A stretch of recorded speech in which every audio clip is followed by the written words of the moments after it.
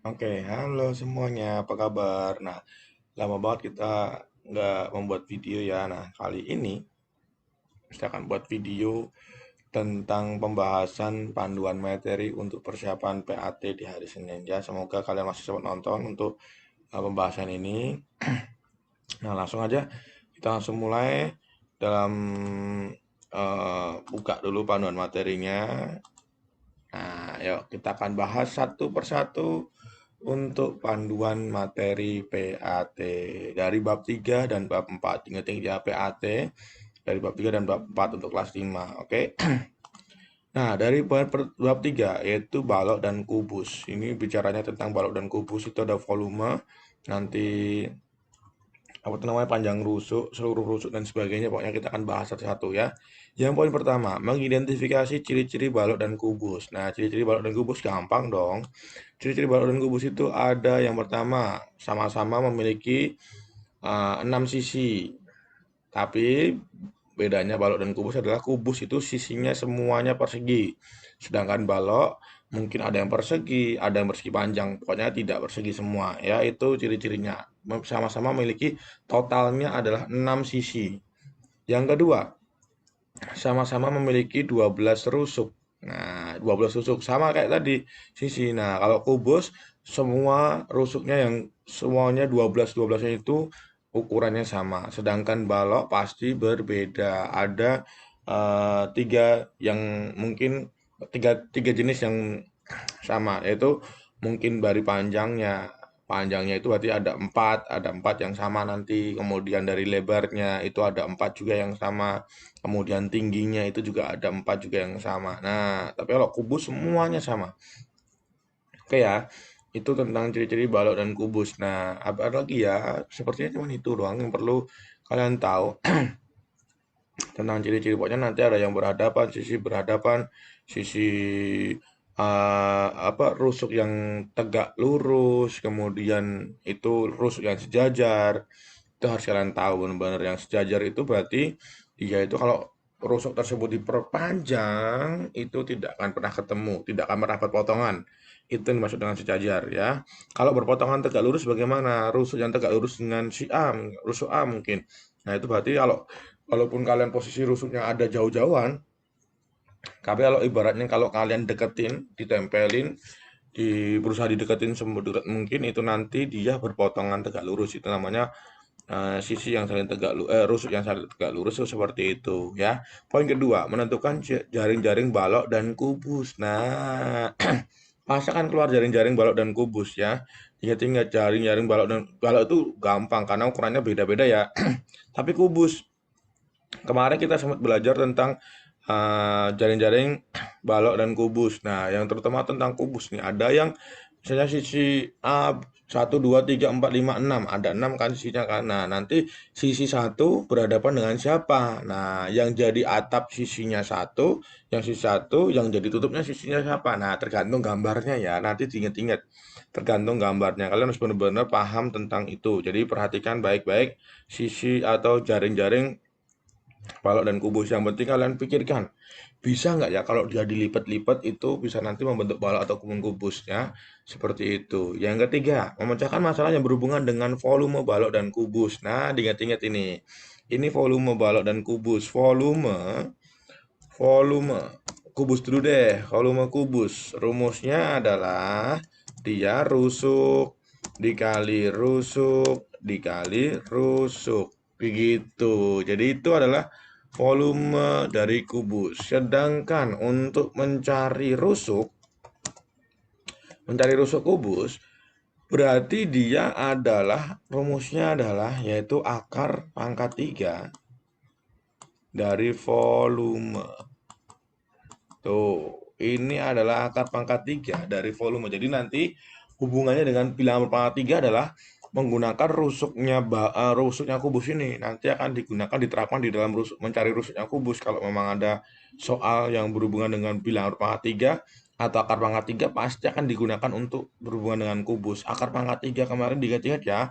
Pisahkan 3 angka terakhir. Itu akar pangkat 3. Pisahkan 3 angka terakhir Kemudian angka depan yang kalian pisahkan tadi menggunakan garis yang biasanya Mister jelaskan kan. Nah, jadi di depan garis cari bilangan berpangkat 3 yang paling mendekati dengan angka yang ada di depan garis. Nah, angkanya berapa? Nggak boleh lebih ya, diingat-ingat nggak boleh lebih, harus kurang. Dan itu paling dekat. Jadi caranya seperti itu. Kemudian langkah keduanya bagaimana, Mister? Langkah keduanya adalah lihat angka terakhir yang paling ujung, yang paling belakang di soal kalian. Ya, di soal kalian itu yang paling belakang angkanya berapa? Oh, 2. Oh, berarti kalian misalnya angkanya 2, belakangnya paling belakang itu angkanya 2. Cari bilangan yang dipangkatin 3, hasilnya itu punya angka paling belakang adalah 2. Ketemulah hasilnya, bilangan atau akar pangkat 3 dari suatu bilangan. Seperti itu ya. Kemudian kita akan bahas tentang volume balok. Volume balok ya. Rumusnya adalah panjang kali lebar dikali tinggi. Tuh, rumus volume balok yaitu panjang kali lebar kali tinggi. Nah, kalau mencari panjang, bagaimana mencari panjang, Mister? Kalau mencari panjang berarti volume dibagi dengan panjang. Oh, nggak usah langsung gini deh. Kali dengan dibagi dengan panjang kali lebar. Terus bagaimana mencari lebar, Mister? Kok panjang? Ini salah dong.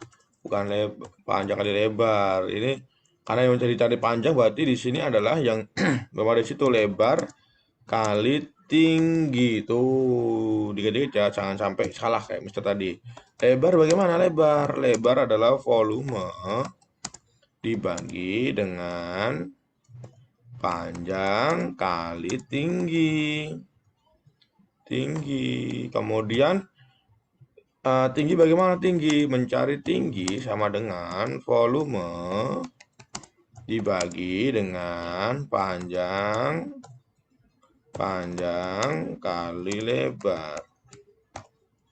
Tuh, caranya seperti itu. Mister, kalau seandainya kita mencari yang diisinya ternyata tidak full bagaimana? Kalian kalau misalnya ada yang dicarinya adalah tidak full atau mungkin 3/4 bagian mungkin atau seperempat bagian mungkin atau setengah bagian mungkin kalian tinggal tambahkan di sini rumusnya. Dikalikan yang isinya itu berapa, mau berapa bagian. Nah, dikalikan sini aja. Oh, 1/setengah bagian ya udah kalikan setengah aja di sini. Tinggal ditambahin aja kali setengah kali 3/4 begitu ya. Itu caranya. Poin keempat. Memecahkan masalah yang berhubungan dengan panjang seluruh rusuk pada balok dan kubus. Nah, diingat-ingat, panjang seluruh rusuk itu berarti kayak kemarin ilustrasinya menggunakan kawat. Kalau kalian menggunakan kawat di dalam soal yang Mister berikan, makanya itu pasti akan ada keluar di situ. Jadi, kemarin kan Mister berikan kan, misalnya kalian punya kawat 60 cm. Nah, berapa volume kubus yang akan terbentuk dari kawat tersebut? Nah, caranya bagaimana? Berarti kan 60, misalnya nih, 60 kubus itu berarti rusuknya semuanya sama kan? Berarti 12 dibagi 12. Karena semua rusuk kubus itu panjangnya sama. Berarti sama dengan 5 kan? Rusuknya ketemu 5, berarti tinggal mencari volume. Volumenya berapa? 5 kali 5 kali 5. Sama dengan berapa? 125. Nah, ini sentimeter pangkat 3. Ini panjang kawatnya 60 cm. Ya, 60 cm. Dengan tadi akhirnya volumenya ketemu berapa? 125. Kenapa? Karena rusuk kubus yang dapat terbentuk dari kawat 60 cm tadi, rusuknya pasti panjangnya adalah 5 cm ini. Itu, caranya seperti itu. Kenapa kok seperti itu, Mister? Karena kubus seluruh rusuknya panjangnya sama. Begitu ya. Soal model seperti ini pasti nanti akan keluar di dalam PAT. Berhubungan dengan ini, lihat nih. Di dalam sini ada indikatornya, berarti soal seperti itu pasti keluar ya. Ciri-ciri kubus, ciri-ciri balok pasti keluar. Jadi perhatikan baik-baik ciri-ciri kubus, ciri-ciri balok. Tentang jalin-jalin kubus dan balok, nah ini juga pasti keluar. Apalagi tentang volume dan volume kubus itu banyak nanti akan keluar ya. Pasti akan banyak tentang volume dan volume, balok, dan kus itu pasti akan beberapa soal akan keluar soal seperti itu. Oke, kita lanjut ke bab 4. Bab 4 tentang statistika. Diingat-ingat statistika belajarnya tentang apa? Diagram jangkaran, diagram garis, diagram batang, dan diagram gambar atau piktogram. Nah, bagaimana caranya untuk ini? Ya, kita lihat menganalisis data pada tabel dan diagram. Nah, menganalisis pada tabel dan diagram. Diingat-ingat, nanti kalau seandainya ketemu dengan diagram, ingat-ingat ya, ketemu dengan diagram, kemarin kan sudah ingetin kan, diagram garis contohnya gampang, tinggal dibaca diagram garis dan diagram batang itu tinggal membaca datanya. Oh, tingginya seberapa sih? Oh, ini frekuensinya. Oh, tingginya berapa sih? Nah, itu datanya seperti itu. Tinggal kalian baca, itu sangat mudah diagram baris dan diagram batang.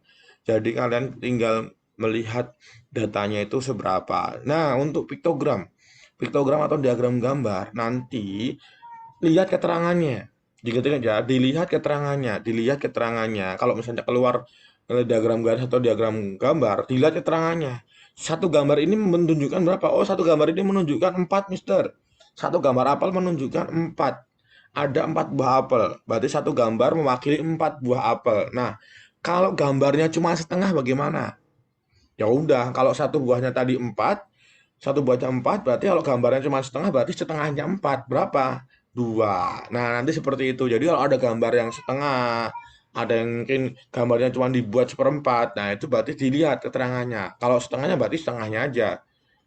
Dari 4 ya setengahnya 2 berarti gitu kan. Kalau seperempat bagaimana, Mister? Kalau seperempat ya berarti seperempat dari 4 yaitu 1. Seperti itu. Jadi dilihat keterangannya dan dilihat gambarnya baik-baik ya. Diperhatikan gambarnya baik-baik, jangan buru-buru untuk mengerjakan. Nah, tapi dilihat baik-baik untuk gambarnya. Gambarnya itu full atau tidak, atau cuma setengah, atau cuma seperempat, dan seterusnya. Pokoknya kalian harus benar-benar lihat gambarnya ya. Dan keterangannya harus benar-benar diperhatikan. Oke ya, nah, pasti nanti akan keluar nih diagram, kalau nggak diagram garis, diagram gatang, diagram piktogram atau diagram gambar atau diagram lingkaran. Nah, bagaimana untuk ketika data nanti mungkin akan keluarnya dikasih data, kemudian dikasih A, B, C-nya, A, B, C, D-nya, pilihannya itu adalah sebuah diagram-diagramnya. Kalian harus bisa menentukan itu. Kemudian, kalau diagram lingkaran bagaimana, Mister? Nah, diagram lingkaran, kalau dia ini menggunakan sudut, nih, kalau menggunakan sudut, rumusnya kemarin apa? Kemarin adalah sudutnya, berarti kalian pengen mencari sudut, mencari sudut berarti sudut yang ditentukan itu berarti apa? Kita harus ngapain? Kita harus mencari dengan cara frekuensi, ya kan? Frekuensi, nih, dibagi dengan total frekuensi,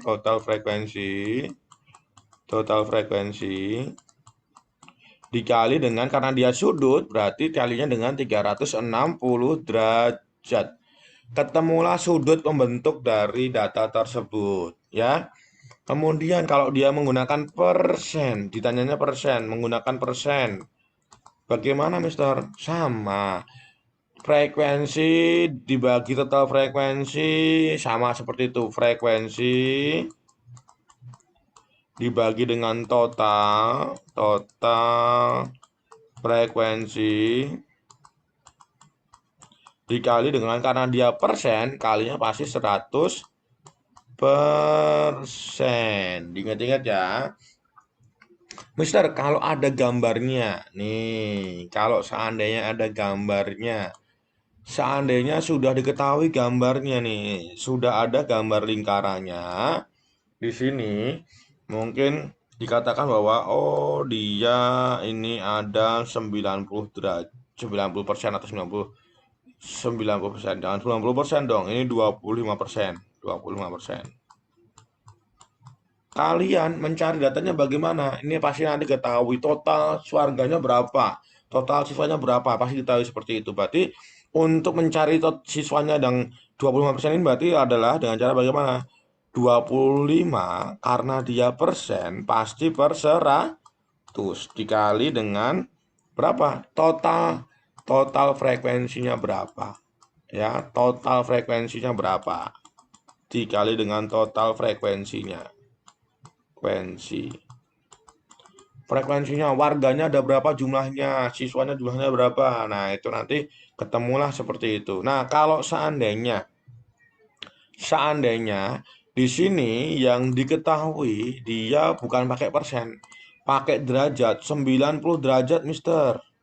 Bagaimana mencarinya? Kalau dia menggunakan derajat, berarti kalian harus menghitungnya dengan cara 90 derajat dibagi total. Nah, kalau derajat itu berarti totalnya adalah 360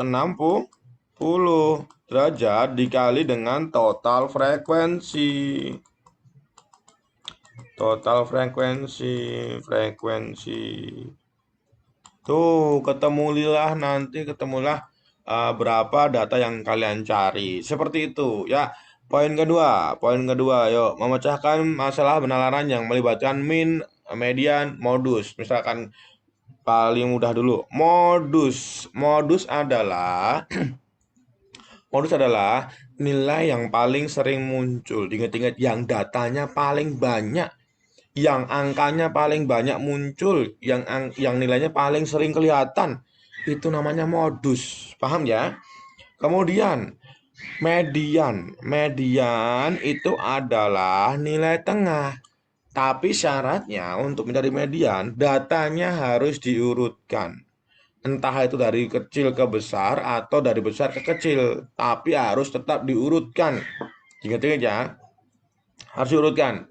Jangan sampai nggak diurutkan, harus diurutkan terlebih dahulu untuk mencari median. Mister, kalau datanya berjumlahnya 9, dataku ada siswa jumlahnya 9, berarti mediannya yang siswa keberapa? Siswa kelima, karena di tengah-tengahnya cuma ada satu doang, siswa kelima. Di tengah-tengahnya cuma ada satu doang. Kalau data yang kalian punya itu ganjil, ganjil itu 1, 3, 5 itu ganjil. Kalau ganjil berarti mediannya cuma satu doang. Sedangkan kalau genap, Mister, 10. Siswanya ada 10, Mister, yang mendapat nilai. Si A berapa, si B berapa, sampai 10 orang. Berarti medianya bagaimana? Kan ada dua, Mister, tengah-tengahnya, Mister. Iya. Tengah-tengahnya ada dua, berarti kalian jumlahkan yang dua di tengah-tengah tadi, dijumlahkan, kemudian setelah dijumlahkan dibagi dua, ketemulah median. Oke? Kemudian yang terakhir yaitu min. Min itu adalah rata-rata. Kalau rata-rata bagaimana, Mister? Kalau rata-rata caranya adalah dengan cara begini, mencari rata-rata min. Ya, mencari min. Berarti caranya adalah nih, lihat nih.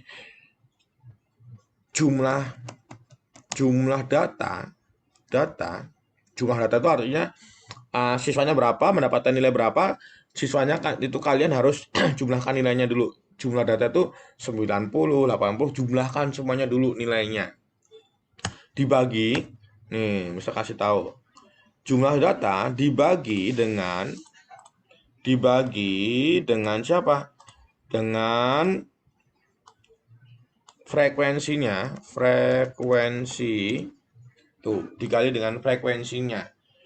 Dibagi dengan frekuensi itu dikali. Jumlah data dibagi dengan frekuensi itu adalah rumus untuk mencari min atau rata-rata. Ketemulah rata-ratanya.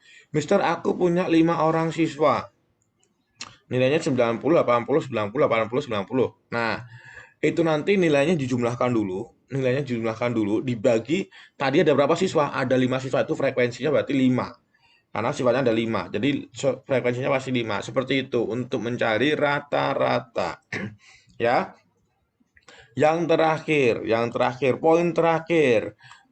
terakhir adalah menentukan diagram yang sesuai dengan data. Berarti nanti akan ada soal di mana kalian itu apa tuh namanya, diberikan sebuah data. Ini kayaknya akan muncul beberapa soal. Jadi diberikan data, kemudian kalian diminta untuk memilih diagram mana yang paling sesuai dengan data yang diberikan pada soal. Entah itu menggunakan diagram garis, entah itu menggunakan diagram batang, entah itu menggunakan diagram gambar, entah itu menggunakan diagram lingkaran. Jadi harus dipelajari semuanya. 4 diagram itu harus dipelajari semuanya karena itu akan muncul beberapa soal di mana kalian nanti akan diberikan data, kemudian kalian harus menentukan diagram mana yang sesuai dengan data yang kalian punya di dalam soal. Nah, harus diperhatikan dan harus tahu cara menentukannya. Apalagi kalau nanti munculnya diagram lingkaran. Harus tahu menentukan bagaimana mencari sudutnya. Bagaimana dari persennya. Nah, itu nanti harus tahu. Dikit-dikit aja, itu nanti akan muncul beberapa soal. Jadi nggak tahu deh, Mister lupa berapa soal, tapi pokoknya akan muncul beberapa soal yang modelnya seperti itu, diberikan data, kemudian kalian nanti mencari diagram yang paling sesuai dengan data yang kalian miliki di dalam soal. Seperti itu ya. Itu pembahasan untuk panduan materi PAT, di mana kalian itu nanti di hari Senin tanggal 6 kalian akan PAT. Jadi ini tetap semangat karena ini PAT terakhir kalian matematika. Mister yakin kalau kalian tuh bisa.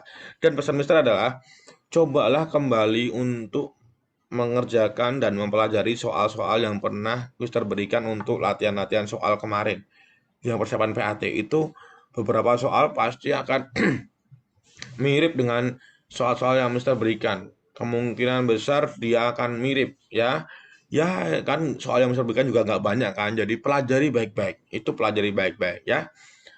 Semangat untuk PAT terakhirnya, semoga nilai kalian maksimal ya. Nilai maksimalnya mungkin Mister berharapnya ada banyak 100-nya. Mungkin bisa semuanya 100 ya. Oke, jadi Mister yakin kalian bisa. Oke, semangat belajar, Tuhan Yesus memberkati. Bye bye semuanya.